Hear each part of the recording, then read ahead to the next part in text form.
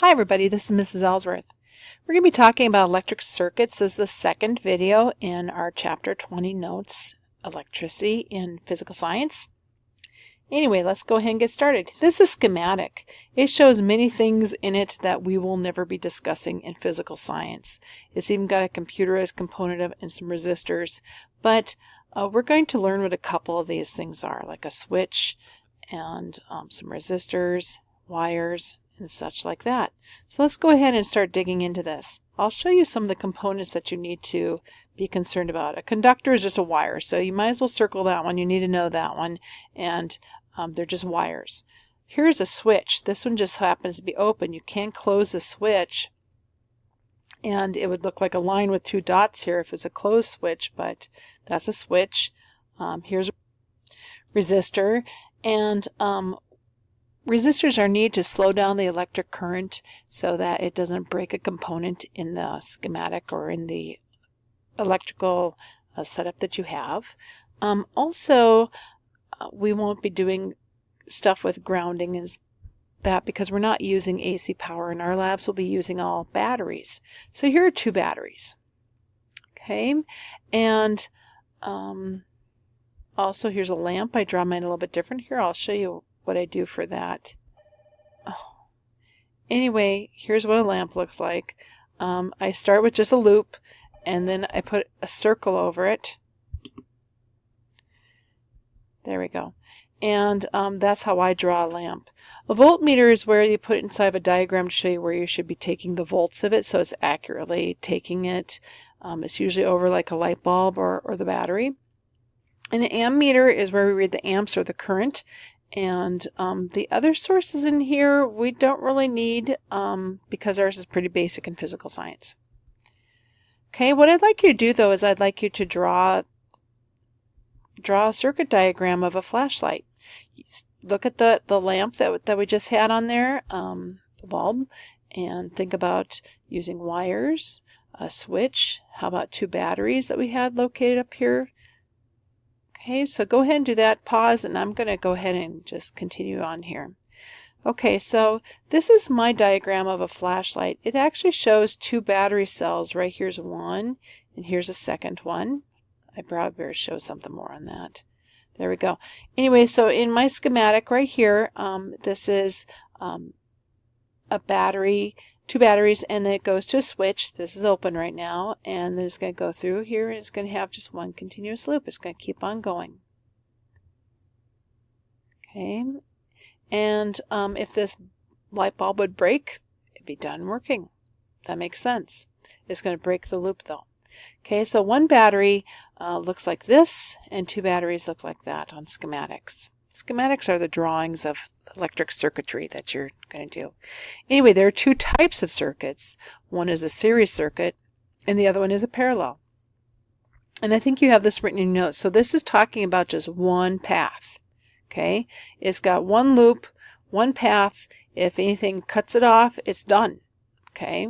In a parallel circuit, it's got more than one loop, so you have the possibility of something else still running. If you look like at a light fixture at your house, okay, one that's got more than one light bulb in it. If a light bulb burns out or breaks, the other lights still work.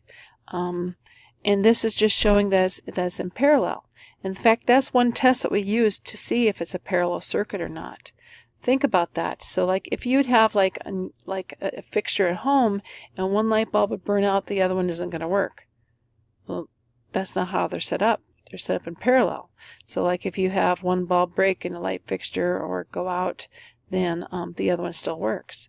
Right now in my kitchen above my sink, I've got two lights and one's burnt out. I need to buy another one for it. And thank goodness the one still works. Anyway, so let's talk about series circuit. Okay, it's like the cheapy Christmas bulbs. They have got just one loop. Okay, and if, I got a joke here first. Okay, it says, you're bringing friends. And then the lights bulbs say, We're Christmas lights. When one of us goes out, we all go out. So that's kind of a joke to help you remember what a series 1 is, I suppose. Anyway, so let's try and draw a series circuit of Christmas bulbs. And so pause it. You can try it on your own, or else you can just listen to what I'm going to say here. So when you draw this circuit, you draw several loops, okay, and then you put the circles on them for all the bulbs. And then you have to have it go back to battery source. And we're just going to talk about a battery right now, because in our lab we'll be using a battery and creating series and parallel circuits. So I know that you would use a different type of source with real Christmas light bulbs, but we're just going to draw this one. Now there's a test for this. So to see if it's a series, you would go and unscrew one bulb, or take out one bulb, and then if that's the case and it's a series 1, then all the bulbs go out. Okay, and it's that simple. So it's a series circuit. When we do our lab, I will go and take out one bulb, and then I'll see all of them go out. Then I know it's a series circuit. Okay, if it's a parallel circuit that's a little bit higher priced, it's got a little bit higher,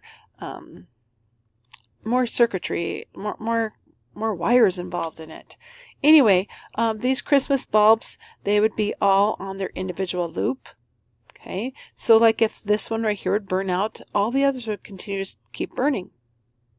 And in fact, this is the type of circuitry that's in our home for everything. You've got all these different circuits with each circuit breaker, and they contain several different parallel loops inside them too. Anyway, so when we go and have our lab, you'll also test see if it's a parallel circuit. And if it's a parallel circuit, we'll go and unscrew one bulb and take it out, and you'll see all the other bulbs continue to glow. So let's look at one more thing here.